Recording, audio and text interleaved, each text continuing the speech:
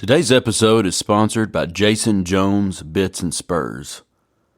Jason is an old friend of mine, and in addition to being a bit and spur maker, he's a fine musician. He says that he's been making custom cowboy hardware for over 25 years, 100% for the working cowboy. Jason makes bits, spurs, buckles, jewelry, and other items, all handmade at his shop in Lincoln County, New Mexico, near the town of Nogales. You can check him out online at jasonjonesspurs.com. This episode is the second part of a two-part podcast about the life and work of the late Texas cowboy poet and singer Buck Ramsey. If you haven't already, I would recommend listening to the first part on the last episode where I interviewed Buck Ramsey's widow, Betty Ramsey. I'd like to start today's show with a piece written by my friend Andy Wilkinson. This is a song entitled The Poet's Ketrope that Andy wrote for his friend Buck Ramsey. He was a cowboy of the Texas plains, a prairie prince who from his saddle reigned over a grassy fiefdom, yet he yearned to hear the voices singing Robert Burns. Oh, 'twas hard to steal the hurrah and the shout until the poet's ketrope caught him out. Perhaps it was the lowlands in his blood. Perhaps his ears to Scottish meters stood. Perhaps it was the language that he learned to hear the voices singing Robert Burns. Oh, 'twas hard to steal the hurrah and the shout until the poet's ketrope caught him out. But me, I think it was the cowboy's soul that favored independence over gold, and found a kinship in his heart's sojourns to hear the voices singing Robert Burns. Oh, 'twas hard to steal the hurrah and the shout until the poet's ketrope caught him out. For cowboys are the nobles of the earth who earn their spurs by work and not by birth. Uncommon men from common stock are turned to hear the voices singing Robert Burns. Oh, 'twas hard to steal the hurrah and the shout until the poet's ketrope caught him out.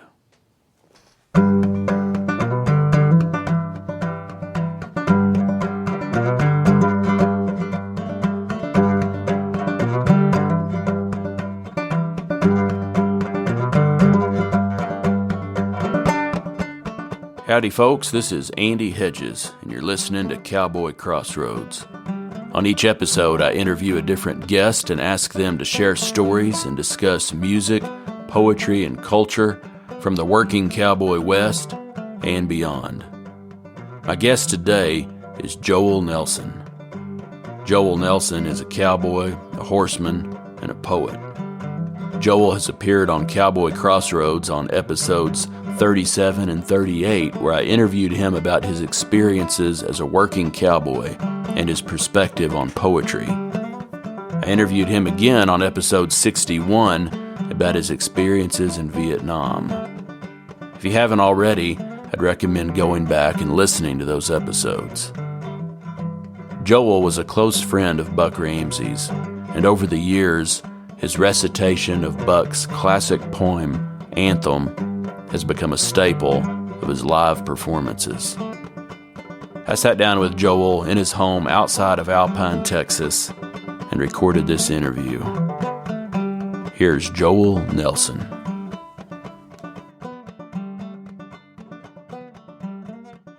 I first became acquainted with Anthem when Gibbs Smith came out with that first paperback book of cowboy poetry from Elko, and I think that came out maybe right after the first gathering or the second. It was very early in the movement, and then he came out with one or two more, but Anthem was in that book. and when I read it, it just grabbed me. I hadn't met Buck yet, and I'd never heard it done. I'd never heard anyone do it. But I started reading that, and it just grabbed me in a very special place, and I thought it was brilliant. And I began trying to learn it, and did learn it, actually before I ever met Buck.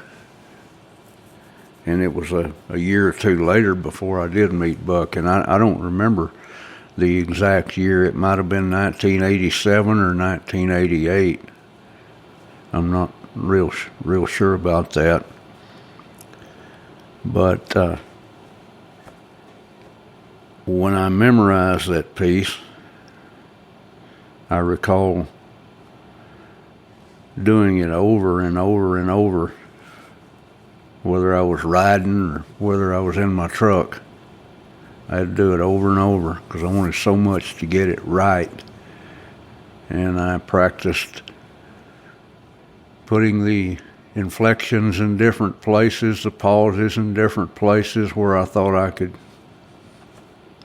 make it be the most effective, because it was such a great piece. I wanted to do it justice. Sometimes I'd get off my horse and sit down on a boulder in the pasture and do it. And I had to do it, I don't know how many times, dozens of times before I ever dared let anyone hear me do it. I had written a poem that I titled Awakening,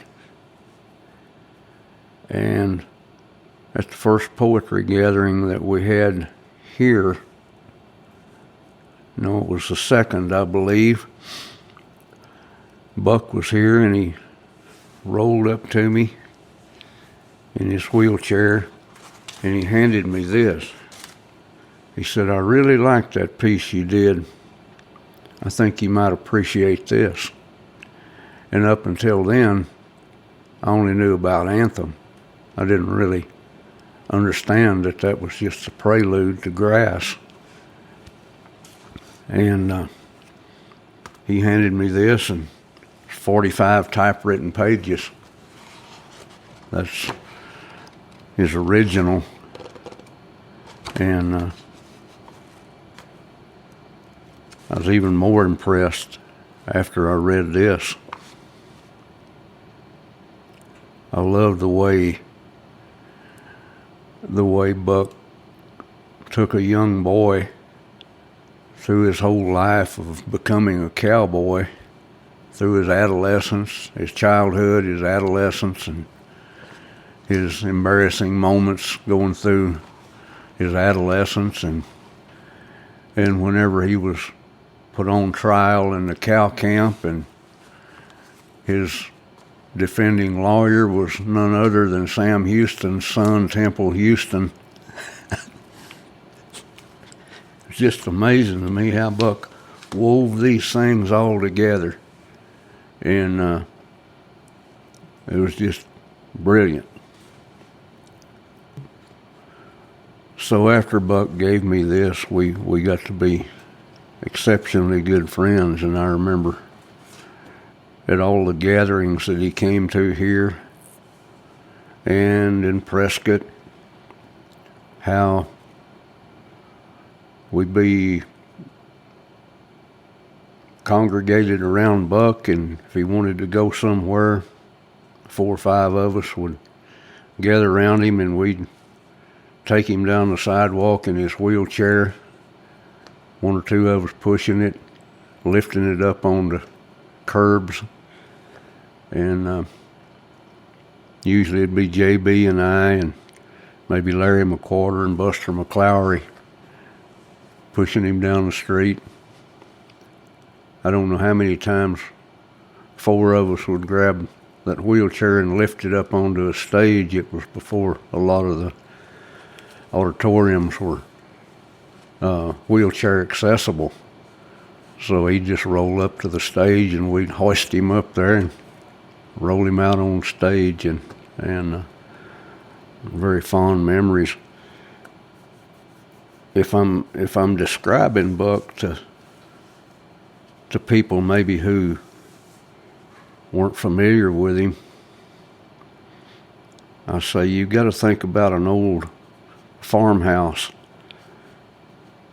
out in the middle of a piece of country, or an old ranch house, and there's a porch light turned on at the front door. And when it gets dark, there'll be hundreds and hundreds of miller moths clustered around, flying around that porch light because they're drawn to it. I say that porch light's Buck Ramsey. He drew people around him just like a porch light draws miller moths. They're all fighting to be the closest, and that happens so often in the restaurant at Stockman's in Elko. You might get to Buck before anybody else and start a conversation, but pretty soon you were surrounded by half a dozen or more people wanting just a little piece of that. And it's just magical the way he drew people around him. Those are my memories of Buck. And when we used to have those sessions up at I guess it's the junior high auditorium above the convention center there at Elko, there'd oftentimes be a session titled Buck Ramsey and Friends. And he would invite the people that he wanted to come up there and perform. Might be Ray Reed, or, just people that he enjoyed listening to. And he would always invite me and say, would you come up and would you do Anthem?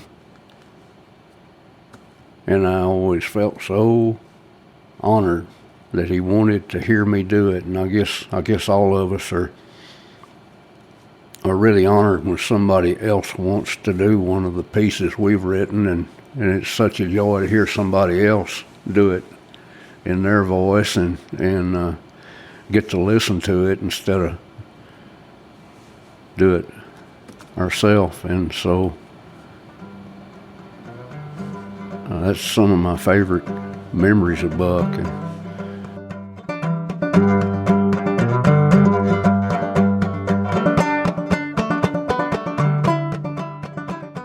At the 10th Cowboy Poetry Gathering in Elko, Nevada in 1994, Joel Nelson took the stage with Buck Ramsey and other Texas poets sitting behind him and said this: I don't know how you'd count the thousands of poems that have been written since this thing started 10 years ago.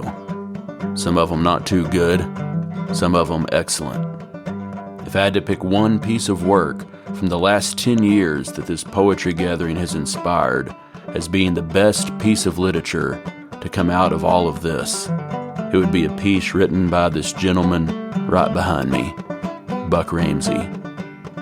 It's his poem Anthem, the introduction to the longer poem Grass.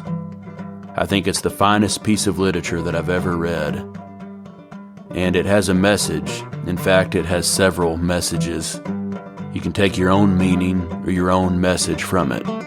I'd like to do it for you here this morning. Joel went on to recite Anthem and then received thunderous applause from the audience. There's a video of this performance in a documentary by Hal Cannon and Alan B. Sachs about the gathering entitled The Cowboy Poets Live at Elko.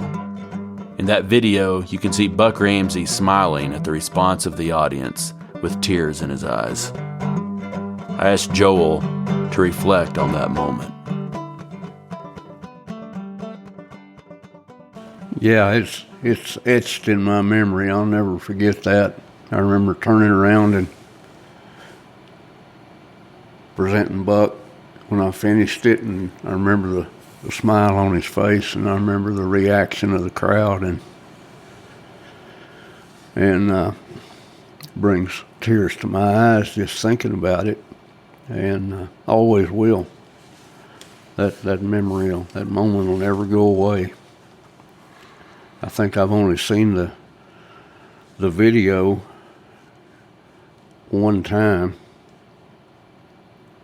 but I didn't need that to know just how it felt. I didn't need to see it to remember exactly what it all looked like, and it's probably the most special moment from all the years of Elko that I've encountered. And I said that 10th anniversary of Elko, that it was the finest piece I had ever read up to that point, and it still stands. Nothing's ever surpassed it, and I don't think anything ever will, as far as I'm concerned. I have performed that piece in a lot of different places, and that moment, that Elko gathering was by far the pinnacle of all the times I've ever done it. I've got a few pages here that I wrote quite a number of years ago. It was after Buck passed away, and I was requested to write something about what anthem and grass meant to me, but I titled it Covered in Grass.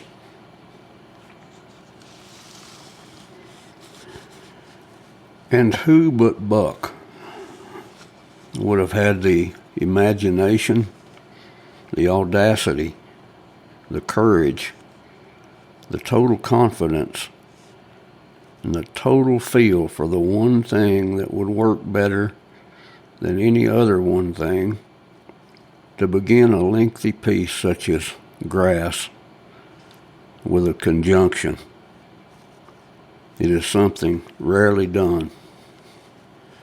Maybe it should be, but maybe only once every 200 or 300 years, because only rarely is a piece created that could hold up after such a dazzling break from the starting gate. And in the morning I was riding out through the breaks of that long plain. How else could it have begun? Buck could have pondered throughout eternity in vain, never to find a more fitting opening. As it was, I'd bet that it came without effort, and that Buck didn't spend much time wondering whether his lead word would be accepted. It was the only beginning that could have worked, and this is because it was not the beginning, but only a continuation of a feeling, felt, I'm sure, by many, but never expressed so eloquently. And that beginning word, so simple a word and yet packing such an atomic explosion of a beginning. I've recited anthem literally halfway around the circumference of this globe, from the Antic Playhouse in Northumberland to the Kahilu Theater in Waimea, Hawaii. In every case, I have watched my audience reaction. They are without exception jarred to attention and straining to hear what follows before I have even completed, and in the morning I was writing. Of course, what follows is the soul, the heart, the true philosophical reason, wisdom of the Aldo Leopold, Edward Abbey, Henry David Thoreau thinking cowboy. It is so blindingly accurate and so unattainable to any writer but Buck. What follows is what brought tears to my eyes the first time I read through Anthem. And when I had committed it to memory, I rode the brakes of that long plane, reciting it over and over until I could do so without choking up. Only then could I recite it to others.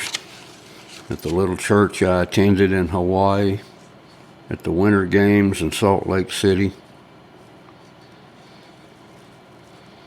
to a cowpuncher friend and reciter of Shakespearean sonnets sitting next to me at a windmill on a boulder. Anthem, Grass, totally amazed and mesmerized me during the first reading after Buck had given it to me at a tribe gathering some 15 years ago. Well, now it's a lot longer than that. I wrote this a long time ago.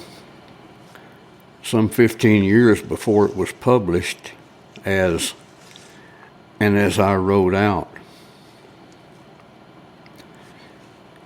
It was titled Grass then, and always should have been. I could literally write pages about each and every Pushkin-esque stanza, and the 16-penny nail driven with one hammer blow accuracy that Buck put there. But why? To paraphrase Buck, any praise of or comment on his genius would be anemic compared to the reading of it. So in answer to the question, what does grass mean to me? I would have to answer, grass covers everything. Grass, the poem, covers everything in the life of a cowboy the same thorough, beautiful way that grass once covered everything in the life of Buck's Ilano Estacado. From the leaving of home and kin through the stirrings of adolescence to the making of a hand in a tribe of men who the gods had chosen well, there is nothing a cowboy could ever want to say that Buck hasn't covered in grass.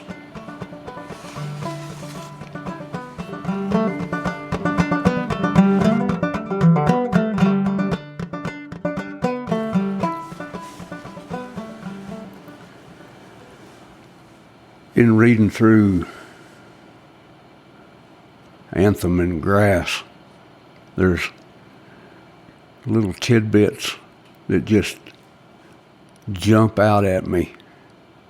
And I think, what a unique way of expressing something. Like, I'd never heard the word fog fall or read it until I read Anthem. And when he begins the story begins after Anthem. A pattern of the past comes surface in dappled shadows on the floor. That is so brilliant. When I read that line, I think back to when I was maybe 3 or 4 years old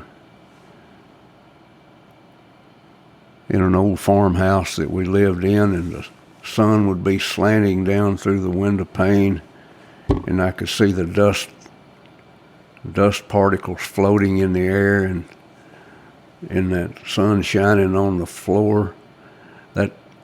That's the image I see when I read that line. And there's so many lines in Grass that I don't know how Buck thought to phrase them in that way, because his cowpunching days ended when he was 29 or 30, right? And in these lines, I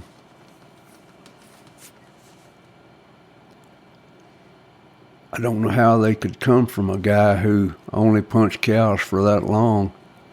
You think a fellow would have to be 100 years old and have punched cows for 90 years to come up with the ways of seeing these things the way Buck saw them. I mean, yeah, we've all seen a bunch of horses standing hip shot on 3 legs, but to think about writing it down that way, with horses waiting on 3 legs, we drain the night down to the dregs, and it's just I don't know how he came up with these lines.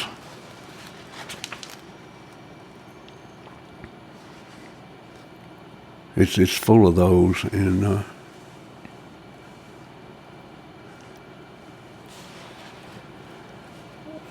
when he talks about this young boy Billy getting his outfit put together to punch cow in, he talks about they give him a bridle of Remuda colors. You know, we've all seen twisted horsehair and braided horsehair, different colors, but his bridle of Remuda colors, to say it that way, that's just brilliant. We're from the fancy braided tack of various and sundry fellers who'd come to join a cowboy band and failed to ever make a hand.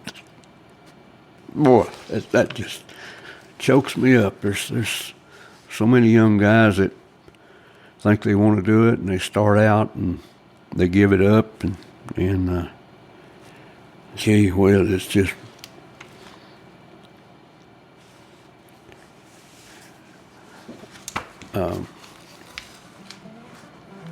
it's unsurpassable the way he wrote.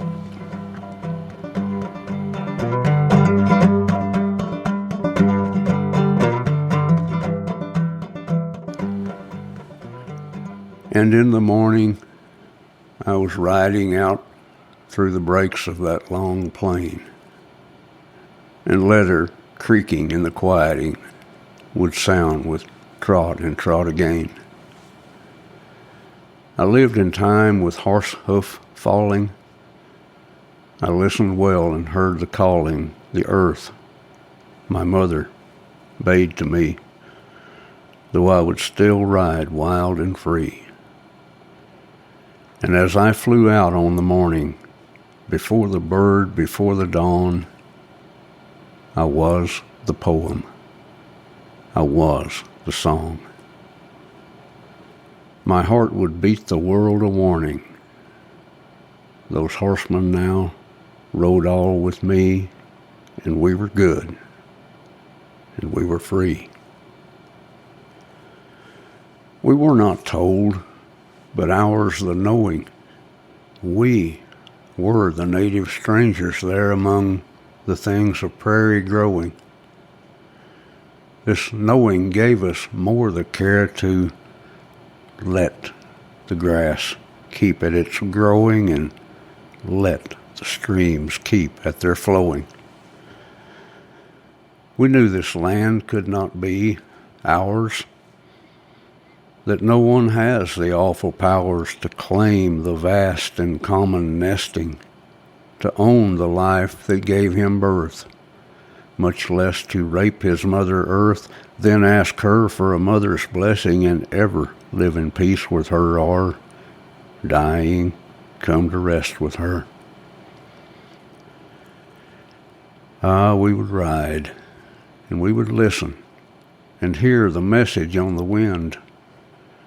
The grass in morning dew would glisten until the sun would dry and blend the grass to ground and air to skying.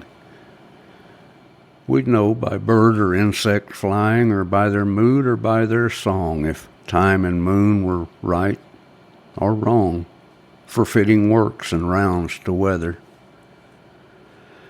The critter coats and leaves of trees might flash some signal with a breeze, or wind or sun on flower or feather. We knew our way from dawn to dawn, far beyond, far beyond. It was the old ones with me, riding out through the fog fall of the dawn, and they would press me to deciding if we were right or we were wrong. For time came, we were punching cattle from men who knew not spur nor saddle, who came with locusts in their purse to scatter loose upon the earth. The savage had not found this prairie till those who hired us came this way to make the grasses pay and pay. For some raw greed no wise or wary regard for grass could satisfy. The old ones wept, and so did I. Do you remember? We'd come jogging to town with jingle in our jeans, and in the wild night we'd be bogging up to our hats in last month's dreams. It seemed the night could barely hold us with all those spirits to embolden us. With horses waiting on 3 legs, we'd drain the night down to the dregs. And just before beyond redemption, we'd gather back to what we were. We'd leave the money left us there and head our horses for the wagon. But in the ruckus, in the whirl, we were the wolves of all the world. The grass was growing scarce for grazing, would soon turn sod or soon turn bare. Money men set to replacing the good and true in spirit there. We could not say, there was no knowing how ill the future winds were blowing. Some cowboys even shunned the ways of cowboys in the trail herd days, but where's the gift not turned for plunder? Forgot that we are what we do, and not the stuff we lay claim to. I dream the spell that we were under. I throw in with a cowboy band and go out horseback through the land. So, mornings now, I'll go out riding through pastures of my solemn plain, and leather creaking in the quieting will sound with trot and trot again. I'll live in time with horsehoof falling. I'll listen well and hear the calling the earth, my mother, bids to me, though I will still ride wild and free. And as I fly out on the morning, before the bird, before the dawn, I'll be this poem. I'll be this song. My heart will beat the world a warning. Those horsemen will ride all with me, and we'll be good, and we'll be free.